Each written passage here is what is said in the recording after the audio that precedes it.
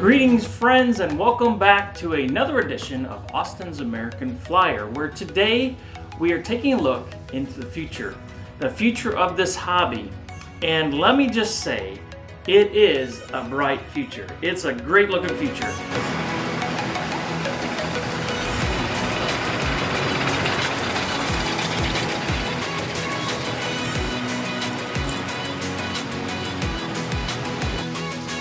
Today, we're going to have some time to talk with Matt. And Matt is a young man who somehow has fallen in love with Flyer amidst an age where we're hearing about iPads, the internet, computers, smartphones, social apps, you name it. This young man has chosen trains. And it's inspiring, it's encouraging, and in addition to that, this guy is creative. He's a custom builder. He's a kit basher, and he is doing amazing things with what he's got. He just figures out something, gets a picture in his mind, and he makes it happen. Just incredible ingenuity. So I invite you to join me as we hear from Matt and his love of trains. Stick around. Well, Matt, thank you so much for taking some time to meet with me today.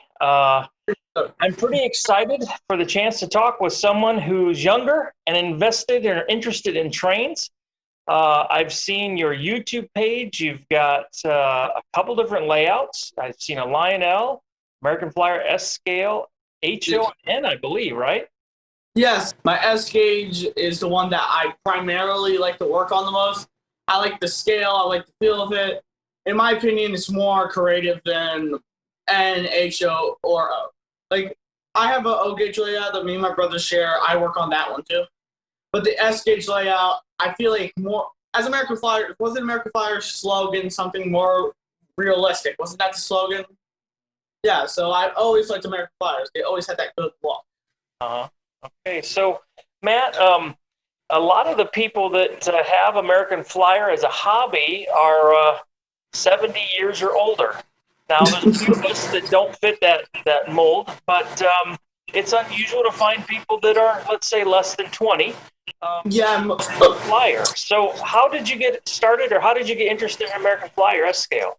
So I've always been interested in model trains, especially older ones.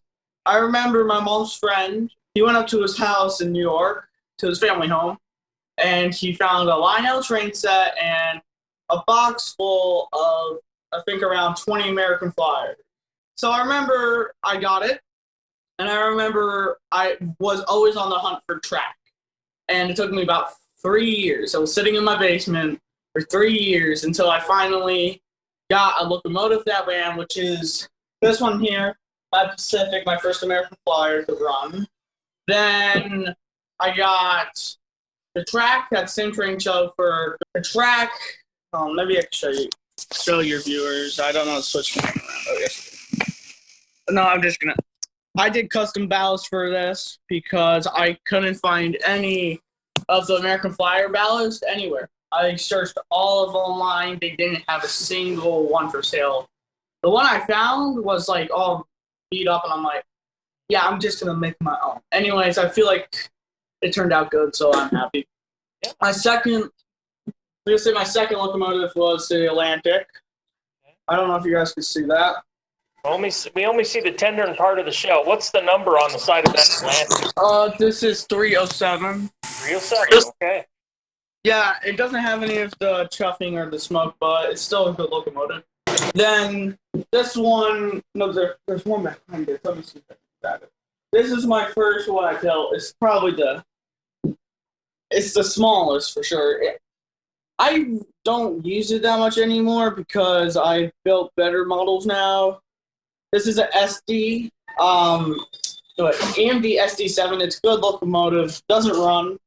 So let me try to sneak it back into this. Was that for S scale or was that for HO?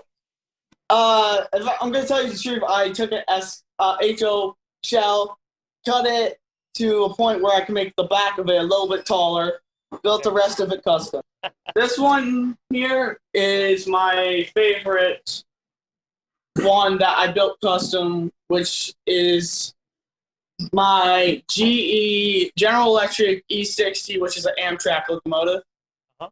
I don't have decals on this one yet. I'm afraid to touch it with the decals because, well, you can tell the Amtrak locomotive, so why bother with putting on decals when it already looks like an Amtrak unit. Then on the end here, this one is the one that I've had struggles getting repaired, which I finally have.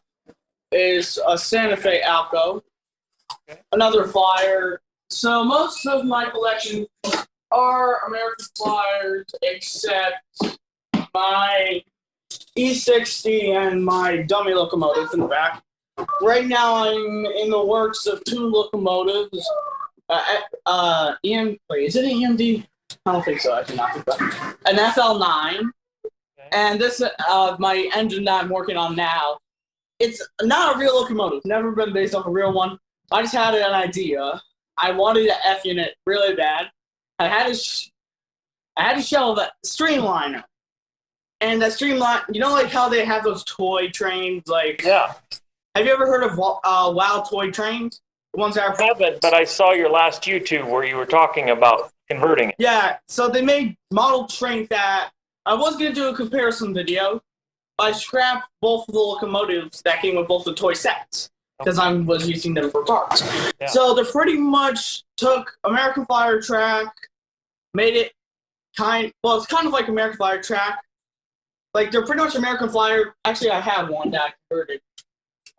But this was originally a WOW toy train coach. I just converted it to Flyer because with the normal WOW coach wheels, it always had problem on curves where it would just derail or ride up against it.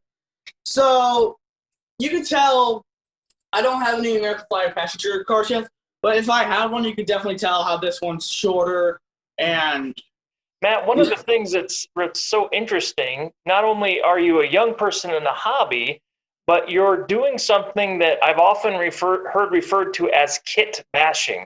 In other words, you're making your own models. You're making up cars, and I've seen your GE unit run. It's not the best, but it runs. So, but you know, you took nothing and you made it into something that actually operates. You've got gears in there and a motor, and I saw it move. I mean, there's not a lot of people that can say they've done what you've done, and it's pretty fascinating. I tell you what, it's impressive.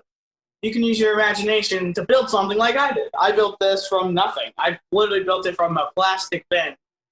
Then, yeah, that's all I did. I got a plastic lid, got all the measurements, got pictures, cut it, boom, I built this. Now, that, I don't know if I would call that kit bashing or just custom, but, you know. Yeah. I would definitely call the passenger car kit bash because it's from existing parts. Yeah. Yeah. So now, I don't want to interrupt, but I wanted to kind of get back to a question that I've had for you. You kind of said you've always liked model trains, and you shared how a friend of your mom's kind of introduced you to S-scale.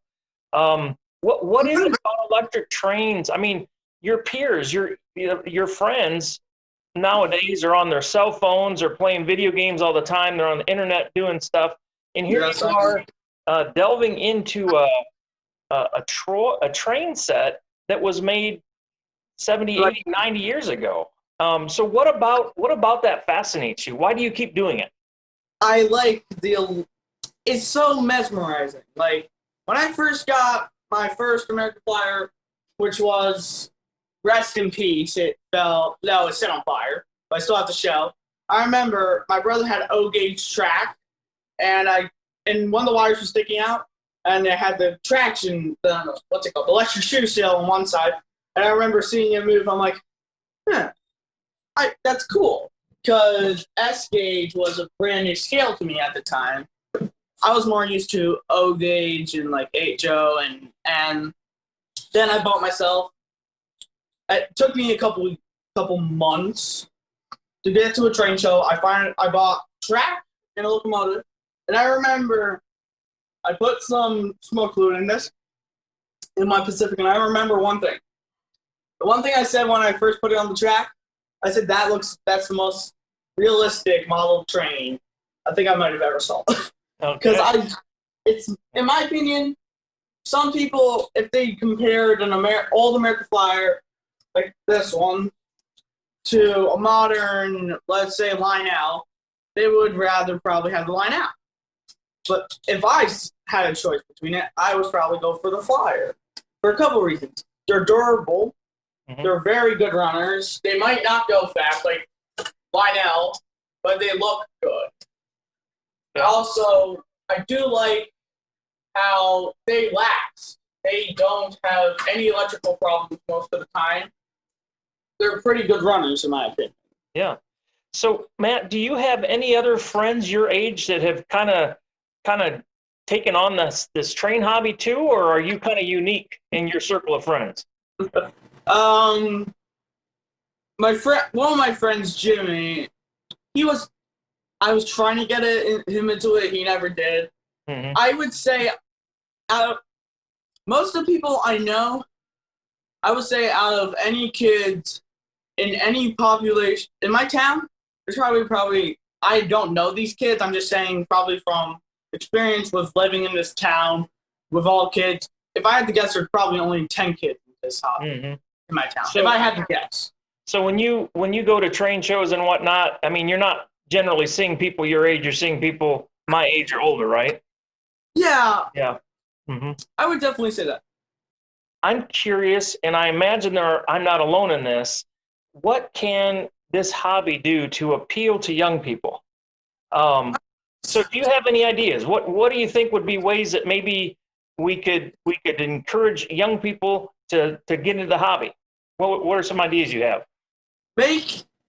I would say, like, I had a great idea one day so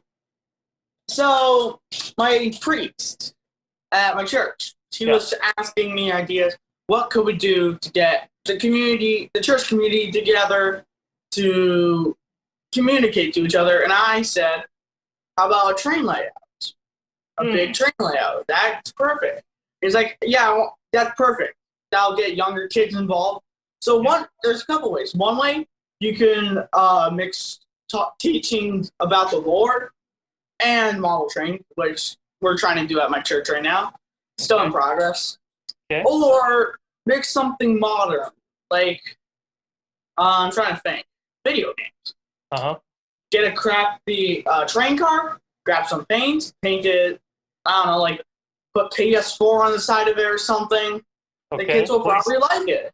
PlayStation 4 is, for those of you who have no idea what PS4, that's PlayStation 4. I got to do some translating here. So yeah, that's a great idea. Yeah. Yeah. Some kids have call me weird for this hobby, and I'm like, so what? I still have my friends. You can go along and have yours. I love the hobby. But I would say the older I get, the more trains I want, the more money I need. So that's why I go to building my own models, because it's fun to me. It's really like if you buy the EP5s for American Flowers, right? The New Haven Electric. Yep. If I went to go buy that, I've seen them for the cheapest $500. Mm-hmm. Yeah. So that's why I decided to start building some of my custom locomotives, like this one here, because that was cheap. Well, it wasn't any money. Yeah. Yeah. Yeah, I would definitely say, in appealing wise, if I had to choose between the Santa Fe or the E60, I would probably choose the E60 if I just like how it turned out. It looks good.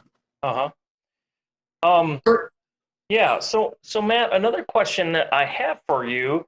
I know you're just kind of getting started off with the Flyer hobby, and you're right. Some of the accessories and engines and cars and stuff can get really expensive.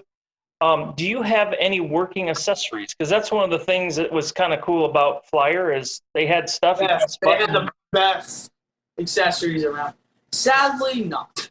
Not yet. Okay. All right. I was planning to have a track plan sooner or later, but the track plan I wanted is so complicated. I was just thinking about having a siding I have a station on this side of the table. Mm-hmm. Hold up. Let me see if I can flip the camera. So my station there. So my original plan was to have a switch here that would lead that to another switch there, and a switch here to lead to that. But then I found out the electric current, if I did that, would be going two different ways, which would cause a short. Then That's right. I did some research on it, and it's like, oh, you have to buy this electric stuff, and I'm like, I don't understand that, so I'm just gonna make a siding to make my life easy. So I'm planning probably put a siding here to there, probably. Then one from the coal. Then I was planning to probably replace that with one of American Flyer's electric accessories. Man, did you build the depot? Is that something you made? This? Yeah. Yeah, the station is completely wood. And you made that yourself? Okay. Yes, I tried to mock one of the old American Flyer station houses. Yeah. It went pretty good in my opinion. It does look pretty good. Yeah, that's fantastic. How about what about this 2-story building over here to your left? The firehouse? Oh, it's a firehouse. Okay. Yeah, that's a Code 3. You know the Code 3 model fire truck? That was my uncle's when he was a kid. Okay. So my grandma said I could take it and use it for whatever I wanted to. So I put it on my layout because it's the perfect size. Yeah. Yeah. The one thing that I put it on, this is a line-out tower.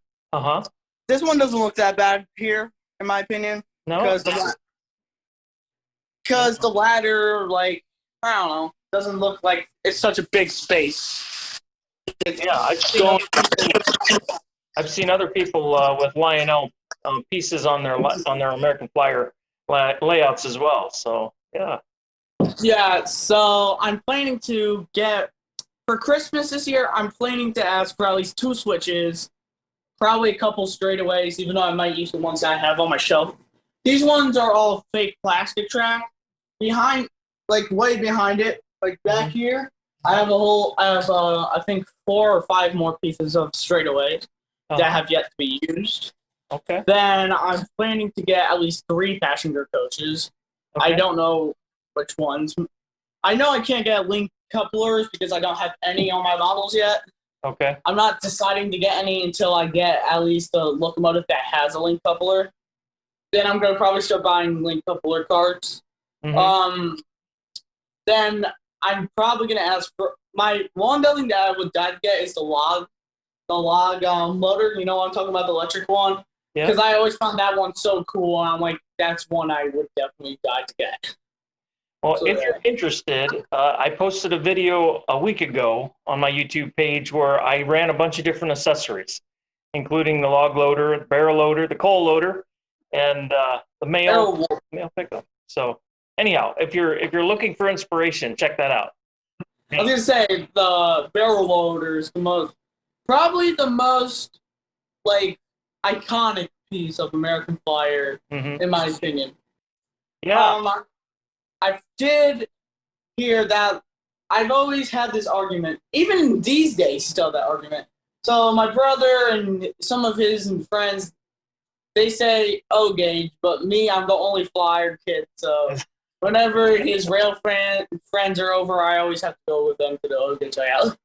But I like the Flyers better, better smoke, and they're slower, which makes them more realistic. But then you got the line outs that go like extremely fast, which don't look realistic at all. You had all the money in the world, what are 3 Flyer things that you'd say, I want this right now? Oh God, that's a good question. One is definitely the EP5, because that one's my favorite. I love the paint scheme. Okay. Car-wise, probably one of those light-up coaches, a couple of those, like the ones, you know what I'm talking about, the light-up Santa Fe coaches? Or okay. Are you talking the streamline ones or the... Yeah, the streamline ones. I love those ones. I would die to have one of those. If I had to choose an accessory, that's a good one. Possibly the sawmill, because sawmill is pretty cool. Yeah. Okay. Well, Matt, thanks so much for your time.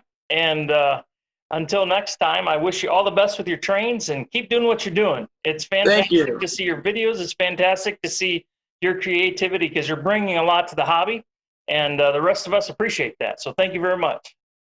You're welcome, Austin. It's very nice to finally sit down and talk with you, Austin. We've been planning this for a couple months. Yeah, I'm glad it finally worked. All right. Well, have a good. Thank you so much. Wasn't that incredible? I hope that you were as encouraged as I have been to hear where this hobby is going to go, the kind of creative talent that is in the wings, so to speak. Again, if you could please like Matt's YouTube page. I encourage you to subscribe and encourage him with comments. These are the kind of people we want to have in this hobby because they're going to keep it rolling long after most of us are gone. So thank you so much for tuning in today. I hope you enjoyed this. And as always, take care of yourselves. God bless. And we'll see you next time. Bye-bye.